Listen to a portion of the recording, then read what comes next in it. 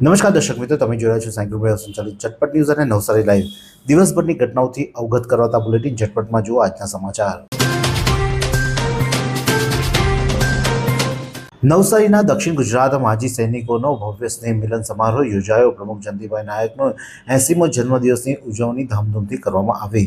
નવસારી જિલ્લા માજી સૈનિક વેલફેર એસોસિએશન દ્વારા નવસારીના પ્રજાપતિ આશ્રમ ખાતે દક્ષિણ ગુજરાતના માજી સૈનિકો માટે એક વિશેષ સ્નેહ મિલન અને સન્માન સમારોહનું ભવ્ય આયોજન કરવામાં આવ્યું હતું. આ કાર્યક્રમમાં નવસારી સહિત દક્ષિણ ગુજરાતના 7 જિલ્લાના માજી સૈનિકો મોટી સંખ્યામાં ઉપસ્થિત રહ્યા હતા. આ પ્રસંગે એસોસિએશનના પ્રમુખ જયંતિભાઈ નાયકનો 80મો જન્મદિવસ પણ હર્ષોલ્લાસ સાથે ઉજવવામાં આવ્યો હતો. આ આયોજનનો મુખ્ય હેતુ નિવૃત્ત સૈનિકો એકબીજાને મળે અને તેમના પ્રશ્નો તેમજ સમસ્યા અંગે ચર્ચા કરી તેનું યોગ્ય નિરાકરણ લાવવાનો હતો. નવસારીની ગુલવાડ ફળી દ્વારા આયોજિત ભવ્ય નવચંડી યજ્ઞ અને સેવા કાર્યો સંપન્ન થયા. નવસારીની ગુલવાડ ફળીના શ્રી મોઢ ઘાંચી સમસ્ત પંચ દ્વારા ધાર્મિક અને સામાજિક ઉત્તરદાયિત્વના ભાગરૂપે કુળદેવીમાં મોઢેશ્વરીના આશીર્વાદથી ભવ્ય નવચંડી યજ્ઞનું આયોજન કરવામાં આવ્યું હતું. આજરોજ નવસારીની મોઢ ઘાંચી પંચની વાડી પ્રથમ માળે આ ધાર્મિક મહોત્સવ ઉજવાયો હતો.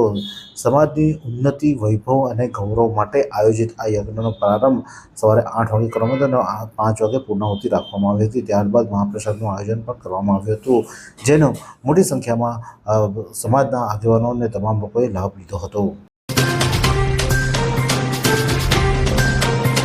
શ્રી સમસ્ત ગુજરાત બ્રહ્મ સમાજ રાજ્યકક્ષા નવસારી જિલ્લા આયોજિત મફત છાસનું વિતરણ કરવામાં આવ્યું હતું. નવસારીના સુશ્રુતા હોસ્પિટલની સામે સમસ્ત ગુજરાત બ્રહ્મ સમાજ દ્વારા આજ રોજ ગરમી જ્યારે વધી છે, 41.5 ડિગ્રી તાપમાન હતું, ત્યારે લોકોને ગરમીમાંથી રાહત મળે તે હેતુથી મફતમાં છાશ વિતરણ કરવામાં આવી હતી અને આવતા જતા રાહદારીઓને ઊભા રાખીને પણ તેમને છાશ પીવડાવી અને ગરમીની લૂથી બચી શકે તે માટે ખાસ પ્રયાસ કરવામાં આવ્યા હતા. નવસારીમાં આબમાંથી વરસી રહી છે અગનજ્વાળા. સિઝનનો રેકોર્ડ બ્રેક 41.5 ડિગ્રી તાપમાન નોંધાયું. દક્ષિણ ગુજરાતના નવસારી જિલ્લામાં ઉનાળો હવે તેના રૌદ્ર સ્વરૂપમાં આવી ગયો છે. આજે નવસારી એગ્રીકલ્ચર કોલેજ હવામાન વિભાગ દ્વારા જાહેર કરવામાં આવેલા આંકડા મુજબ નવસારીનો ચોંકાવી દીધા હતા. જે મહિનાનો આ કાળઝાળ ગરમીમાં આજે જિલ્લાનું ચાલુ વર્ષનું સૌથી ઊંચું એટલે કે રેકોર્ડ બ્રેક 41.5 ડિગ્રી સેલ્સિયસ મહત્તમ તાપમાન નોંધાયું હતું. સવારથી જ સૂર્યનારાયણે આંકડા તેવર બતાવતા જનજીવન પ્રભાવિત થયું હતું. આજના આંકડા પર નજર કરીએ તો મહત્તમ તાપમાન આજે 41.5 ડિગ્રી, ત્યારે લઘુત્તમ તાપમાન 26 સેલ્સિયસ નોંધાયું હતું. જ્યારે સવારે હવામાં ભેજનું પ્રમાણ 92% જ્યારે જેટલું ઊંચું રહેતા લોકો અસહ્ય બફારીથી તોબા પોકારી ઉઠ્યા હતા. બપોર બાદ સમયે ભેજ ઘટીને 30% થઈ ગયો હતો અને દક્ષિણ પશ્ચિમ તરફથી 3.1 કિલોમીટર કલાકની ઝડપે પવન ફૂંકાતા આ પવનને કારણે લૂ લાગવાના કિસ્સાઓના ભય પણ વધવા પામ્યો હતો. આખરી ગરમીના કારણે નવસારીના મુખ્ય માર્ગ અને બજારો બપોરના સમયે જાણે અઘોષિત કર્ફ્યુ જેવો માહોલ જોવા મળ્યો હતો. નવસારી એલસીબી પોલીસે મજીગામ ઓવરબ્રિજ પાસેથી વિદેશી દારૂ ભરેલો ટેમ્પો સાથે એકની ધરપકડ કરી 9.94 લાખના મુદ્દામાલ કબજે કરી અને 4 જેટલાને વોન્ટેડ જાહેર કરી વધુ તપાસ હાથ ધરી છે. નવસારી એલસીબી પોલીસે બાતમીના આધારે એક Mahindra pickup tempo number MH28BP 4551માં ભારતીય બનાવટનો વિદેશી દારૂનો જથ્થો સુરત લઈ જવાતો હતો. જે બાતમીના આધારે પોલીસે મજીગામ ઓવરબ્રિજના વોચ દરમિયાન ટેમ્પો હતા તેને રોકી તેની તપાસ કરતા અંદરથી દારૂનો જથ્થો મળ્યો હતો, જેની મોબાઈલ તમામ મળી કિંમત ₹9,94,960 રૂપિયાનો મુદ્દામાલ પોલીસે કબજે કરી. ટેમ્પો ચાલક અબ્દુલ રહીમ ગુલામ મયુદ્દીન શેખ, ઉંમર વર્ષ 42, રહેવાસી સુરત મૌલવી સ્ટ્રીટ, સરગમપુરા, સુરતની ધરપકડ કરી.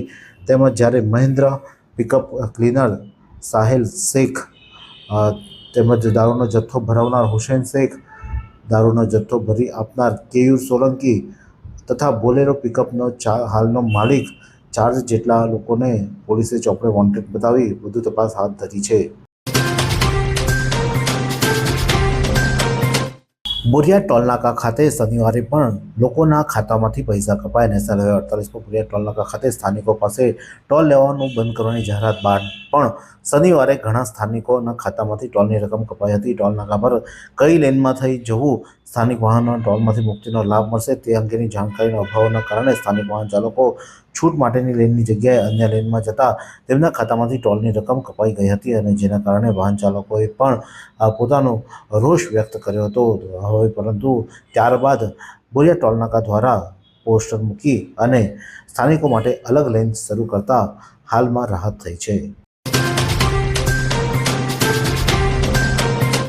મરોલી ટ્રેનની અડફેટે આવતા કંસાડના આધેડનું કરુણ મોત નીપજ્યું છે. મરોલી પોલીસ સ્ટેશન હદમાં આવતા મીંઢોળા રેલવે ઓવરબ્રિજ પાસે એક અરેરાટી અકસ્માતની ઘટના સામે આવી છે, જેમાં 84 તાલુકાના કંસાડ ગામના વતની 44 વર્ષીય જયંતિભાઈ ઈશ્વરભાઈ રાઠોડ ઘરેથી લાકડા લેવા માટે મરોલી વિસ્તારમાં આ તરફ આવ્યા હતા. આ દરમિયાન મીંઢોળા રેલવે ઓવરબ્રિજ પાસેથી પસાર થતી વખતે મુંબઈથી અમદાવાદ તરફ જતી ડાઉન ટ્રેનની અડફેટે તેઓ આવી ગયા હતા. અકસ્માત એટલો ભયાનક હતો કે જયંતિભાઈને માથાના તેમજ શરીરના ભાગે ગંભીર ઈજાઓ પહોંચતા તેમનું પ્રાણ પંખેરો ઘટના સ્થળે જ ઉડી જવા પામ્યું હતું. બનાવ અંગે જાણ થતાં મરોલી પોલીસે ઘટના સ્થળે પહોંચી મૃતદેહનો કબજો લઈ તેને પોસ્ટમોર્ટમ માટે હોસ્પિટલ ખસેડવામાં આવ્યો હતો. હાલમાં મરોલી પોલીસે આ અકસ્માત મોતનો ગુનો નોંધી વધુ તપાસ હાથ ધરી છે.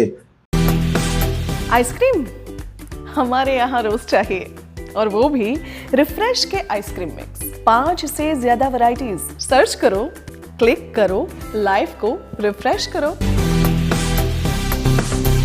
નવસારીના ભટ્ટાઈ ગામે લાકડાના ગોડાઉનમાં ભીષણ આગ લાગી વીજ પોલ ધરાશાયી થતાં વીજ પુરવઠો ખોરવાઈ નવસારી જિલ્લાના કાળઝાળ ગરમી વચ્ચે આગની ઘટના પણ સર્જાઈ રહી છે. આજે નવસારીના ભટ્ટાઈ ગામ ખાતે આવેલા એક લાકડાના ગોડાઉનમાં અચાનક ભીષણ આગ ફાટી નીકળી હતી. સમગ્ર વિસ્તારમાં અફરાતફરીનો માહોલ સર્જાયો હતો.